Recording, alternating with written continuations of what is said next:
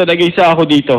Naku, parehas naman tayo eh. Wala, nag-iisa lang ako. Eh, taga dito ka naman eh, so may family ka dito. Ako wala. Ay, hindi. Hindi ako taga rito.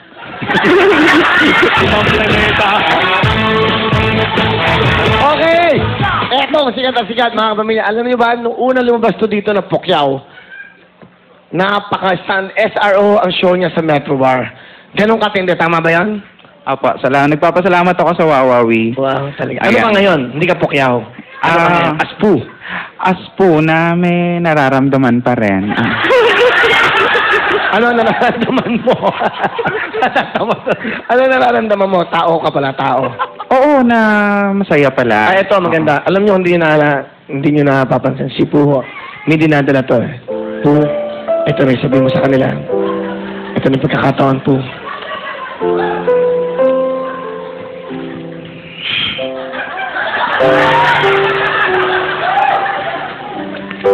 Dapat nga maging masaya ako. Alam mo yon, kasi yung kinuwento ko sa inyong yung sa boyfriend ko.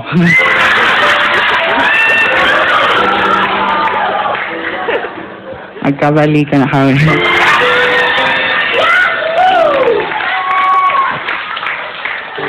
Naging ano siya, naging mas sweet.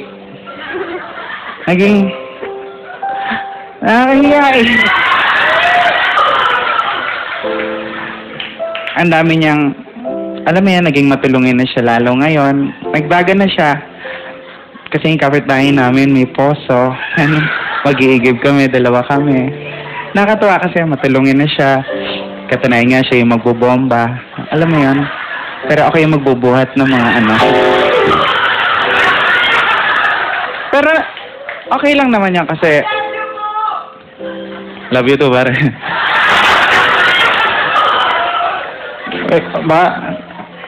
Masaya kasi kung noon pork chop, ketchup yung kinakain ko. Ngayon masaya na kasi beef steak na siya. Barbecue steak nga lang sa akin. Sabi niya maganda raw yan, may pagkain ka na may toothpick ka pa. Mahirap lang kasi puro sa lubsob ang nararamdaman ko. Pero parang nagdadalawang isip pa rin ako na tuluyan ko dahil kagaya nga nung sinasabi ng mga kasamahan ko, mga alam mo na yan, mga katrabaho ko na magnanakaw nga siya. Kasi yung una, inisip ko na yung ref na misplaced lang. Pero hindi eh. Nawala na yung TV. Nawala yung aircon, electric fan, components, ibang mga appliances. Sumadya ako one time sa kanila. Nakita ko lahat ng mga gamit ko. Sabi ko, ano ginagawa ng gamit ko rito? Sabi niya, hindi. Ipaparaffle ko to para sa mga mahihirap. Matuwa naman ako dun sa puntong yon kasi matulungin naman pala talaga siya.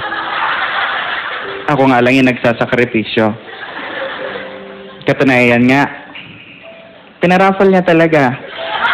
So sobrang tuwa ko dahil gumagawa siya ng mabuting bagay lang sa kapwa. Sumama pa ako sa pagpaparaffle. Siya yung bumubunot. Nagulat nga lang ako dahil una niyang nabunot, pangalan niya. Pangalawa, pangalan pa rin niya. Pangatlo, pangalan pa rin niya. Alam mo, parang jackpot nga eh, nakuha niya lahat.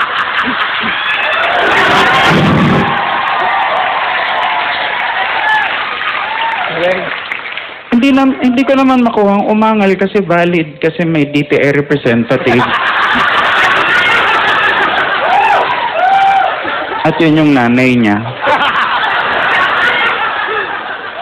Kaya sabi ko, naghiwalay na tayo. Ulit.